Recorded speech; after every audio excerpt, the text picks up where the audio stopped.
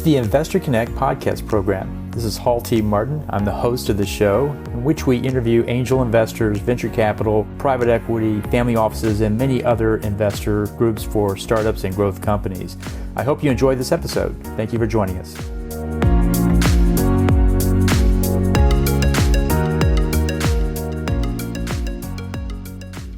Presentation, Herbert. The first question is what's the role of the family office in these entrepreneur ecosystems? Where do you see them playing best? I think family offices, if you've got a geographical focus, or if you've got a technology sector focus, you could do a quick search in your region. If you're investing in a company, let's say in North Carolina, as a part of your due diligence, understand the accelerators in the community. Understand the funders in the communities. I love family offices and how they invest, but make an attempt to understand the VCs in the community. If you're doing early stage investing, understand the VCs that are doing early stage investing as well. I will say that a request from a family office to a VC to co-invest is much better than an entrepreneur trying to get a VC to invest, because, as a family office, you're telling the VC, I have skin in the game and I would like for you to co-invest. I think helping these folks understand, helping them identify additional funding would be helpful. From my perspective, if what I have done with the companies that I've invested in is I've made sure that I understand, as an example, I had a conversation with one founder who's not quite left their full-time job yet. And I said, well, what is the floor that you need for a salary? And let's say that's $100,000. So my goal then is to help them, go after that next round. If it's $100,000 a year, I know that the floor is $300,000, so that I could tell that entrepreneur, you need to, okay, I'm going to make sure you're funded for 3 years, so $300,000 plus whatever they need in operational. Let's just say that's another $300,000. So it's easier for me to reach out to VCs, angel groups, institutional investors, SPV, whatever you want to do, and help source that next round of funding for that entrepreneur so that they can focus on their business. Because as most of you probably realize, fundraising is hard.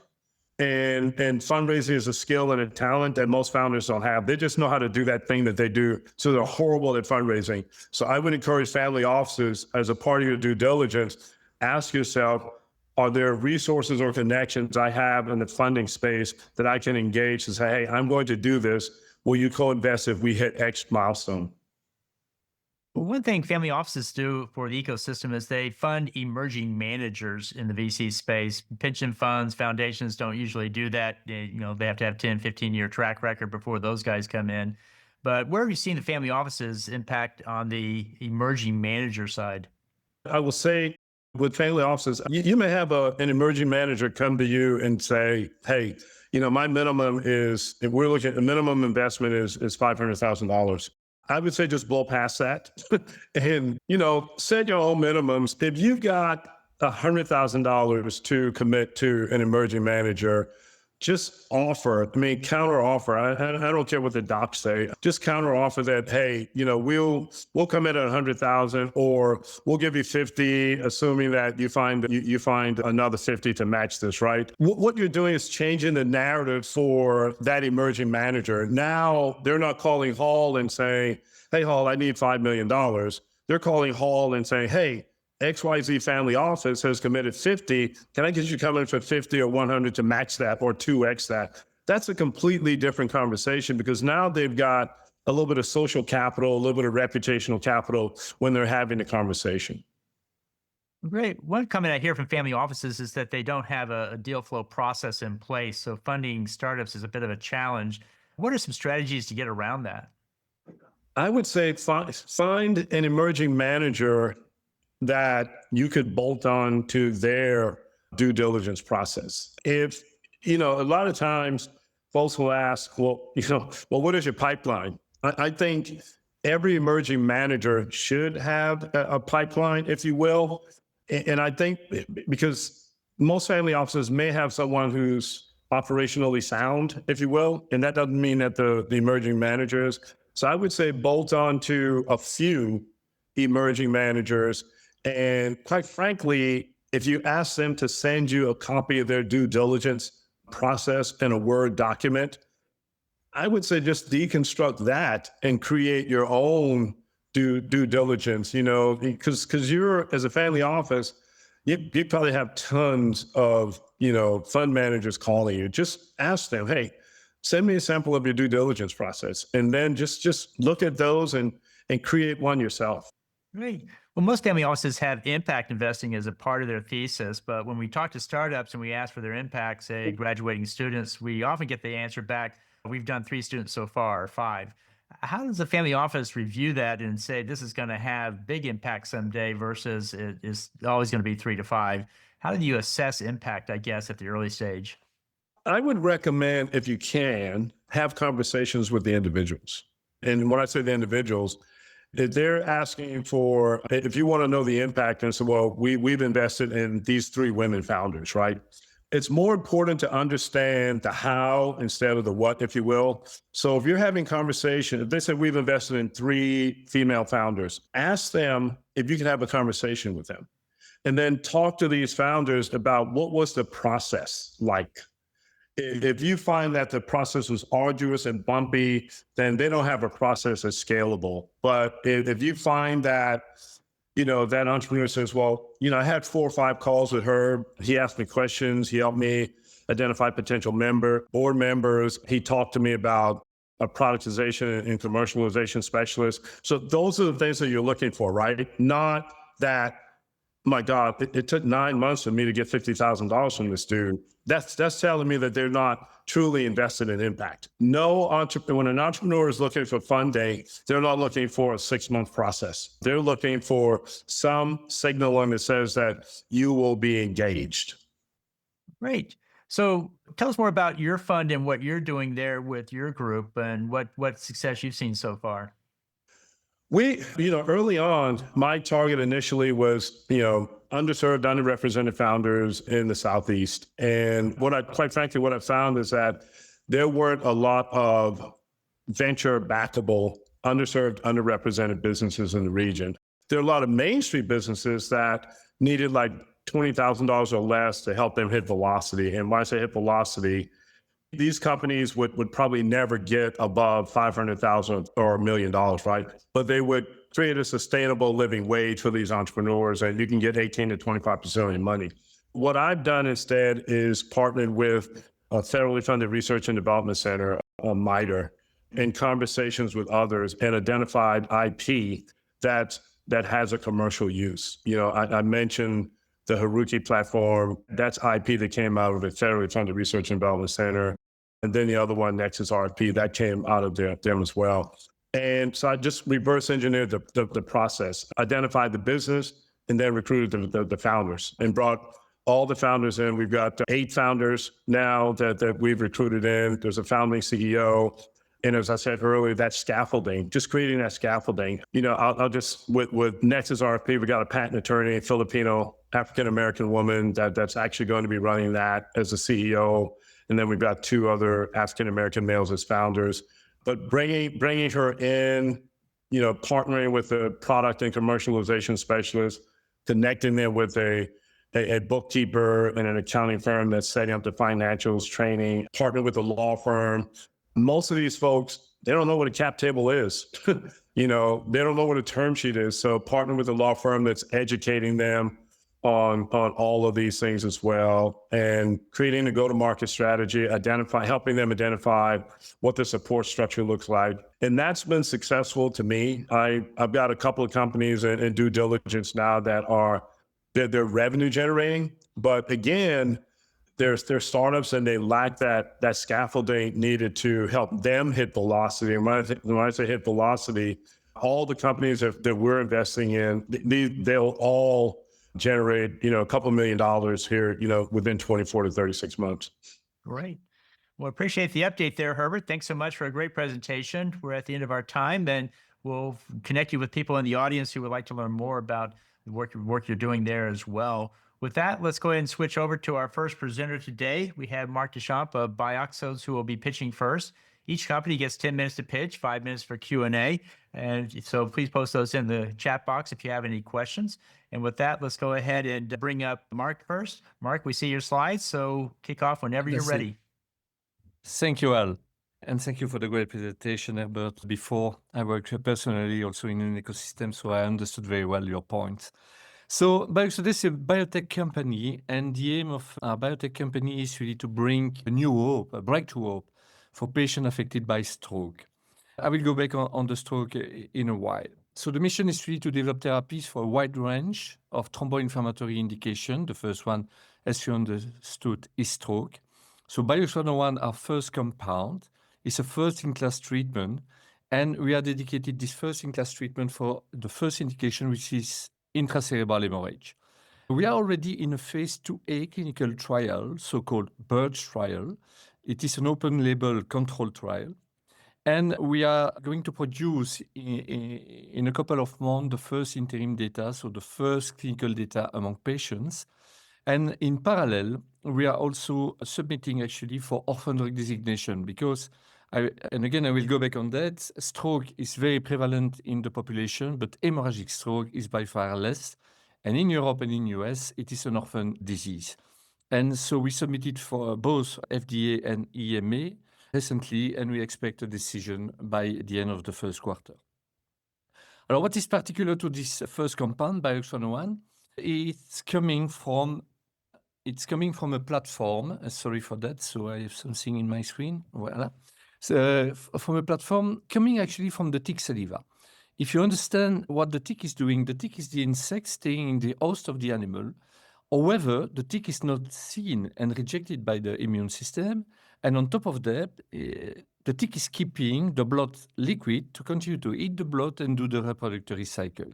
And so after a long research at the Free University of Brussels, Belgium, so a sequence was identified, which is a sequence of small proteins, 67 amino acids.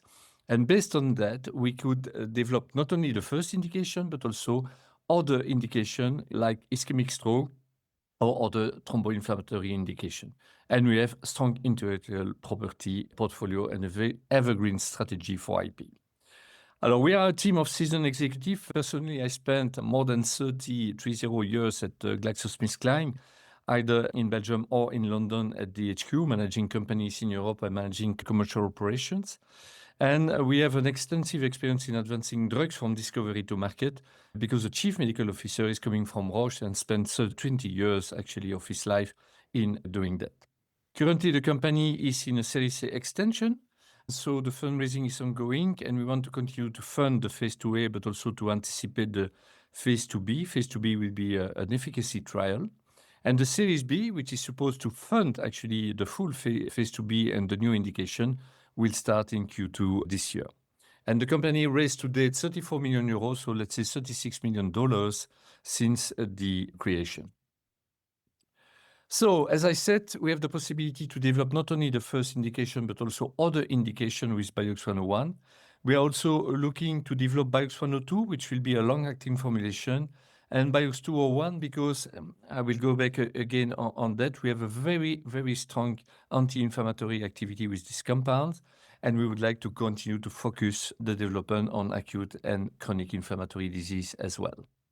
So coming back to stroke, stroke is considered as the second leading cause of death and disability around the world.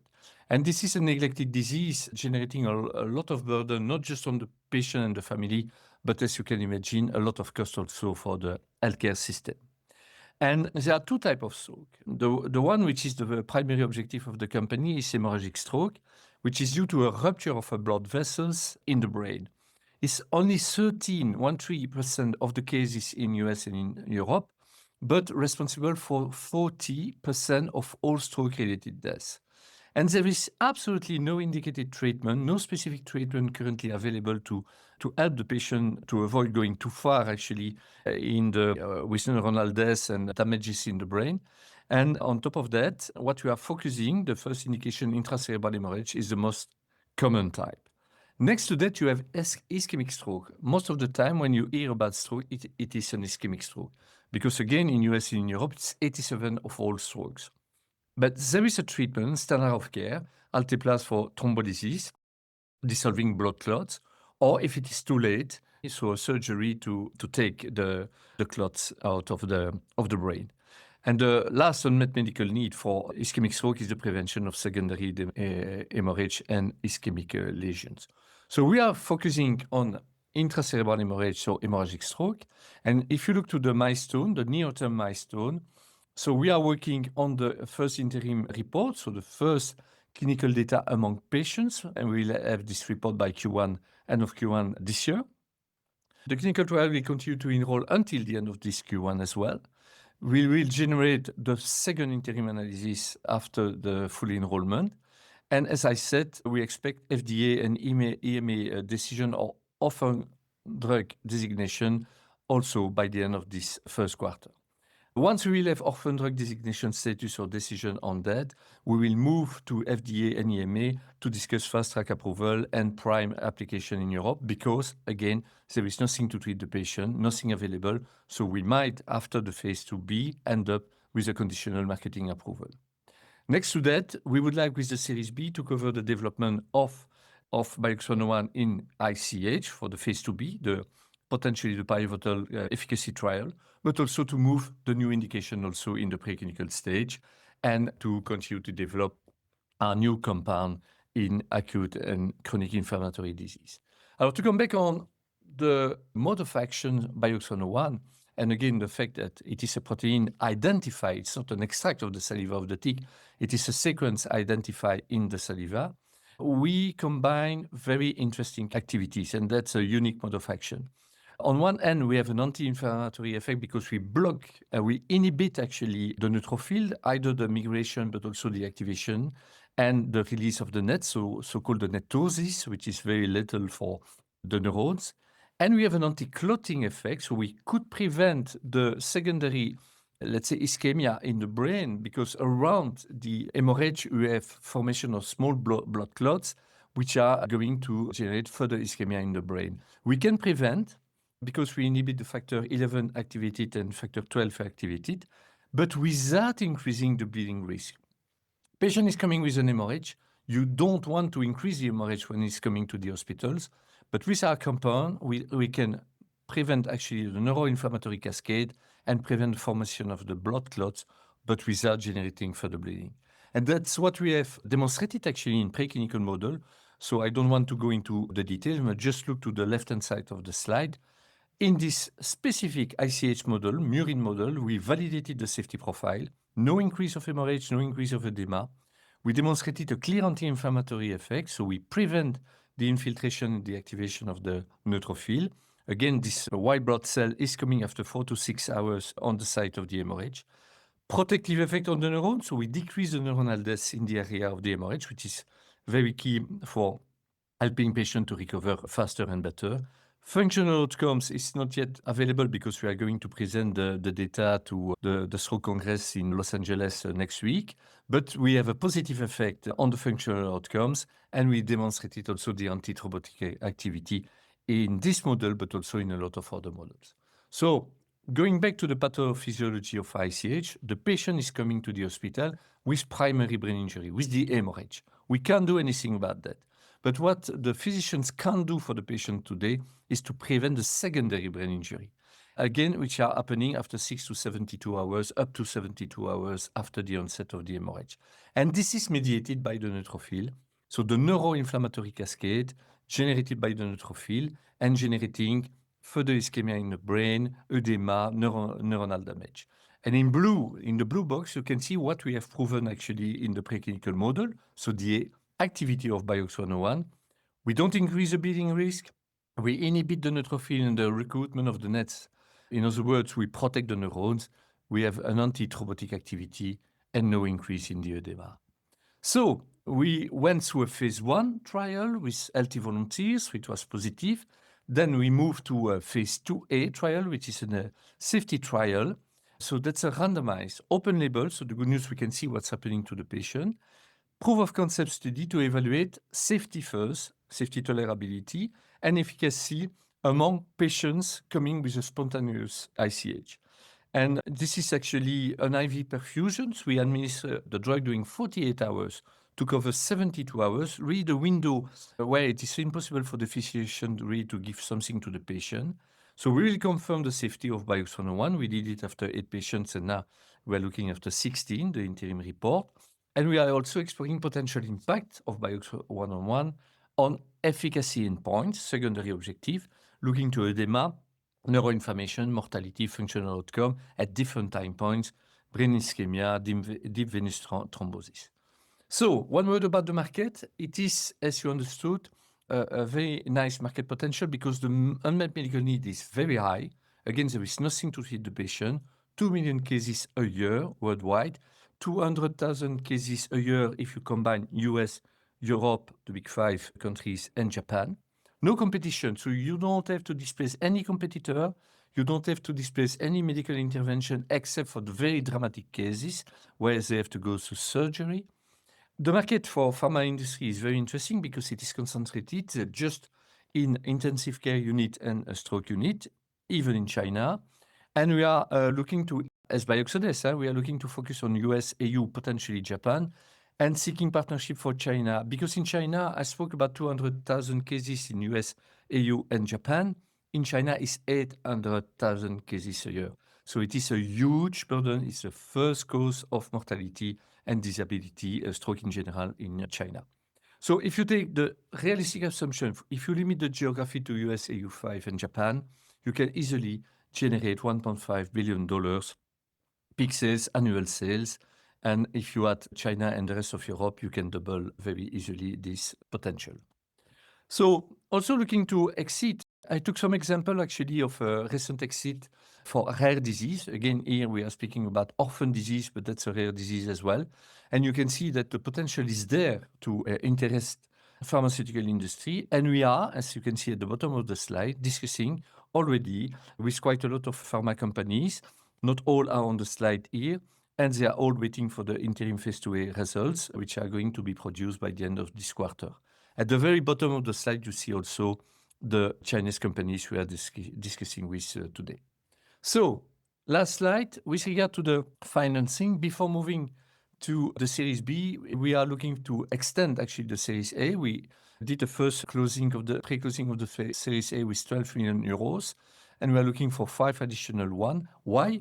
Because we want to complete the Birch phase 2A study, but we want also to anticipate the phase 2B by blocking a slot at the CDMO level to produce the batch and a new formulation, because we have a new formulation stable at fridge temperature, so really, really friendly for the people working in ICU or in stroke unit.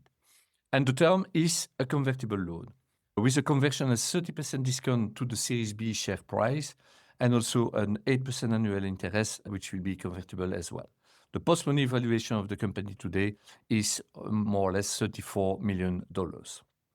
That's, in a nutshell, what Bioxodes is and what is actually our investment opportunity. And as you can imagine, at the time we will have the first interim clinical data, we will have a jump in the company valuation. So this is an opportunity for investors to join the company today. Great, great. So we have 2 questions for you. Do you have any large animal data? It seems everything works in mice so far.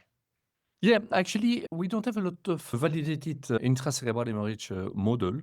So we started actually to test the product in a different animal models, including pigs and monkeys. Just at the beginning, it was really for the antithrombotic activity. And then we moved to the only intracerebral hemorrhage model in mouse. And there, the results are very striking. Great. And the next question is, what have you done with the 34 million euros so far? Can you describe the milestones you met with that? Yeah, coming to what Herbert said, we are in a very, very strong ecosystem in Belgium since a long time. And so we are very well supported either with public investor. So we have the Federal Fund of Belgium, we have a local public investor, and we have a lot of high net worth individual, family office, and people, angels supporting the company today. And that's where the money is coming from. Great. With that, we're at the end of our time. I want to thank you, Mark, for a great presentation. And with that, we'll move to our next presenter, Mike Sloan of Simple Labs. Mike, if you go ahead and launch your slides and kick off when ready. Investor Connect helps investors interested in startup funding. In this podcast series, experienced investors share their experience and advice. You can learn more at investorconnect.org. T. Martin is the director of Investor Connect, which is a 501c3 nonprofit dedicated to the education of investors for early stage funding. All opinions expressed by Hall and podcast guests are solely their own opinions and do not reflect the opinion of Investor Connect. This podcast is for informational purposes only and should not be relied upon as a basis for investment decisions.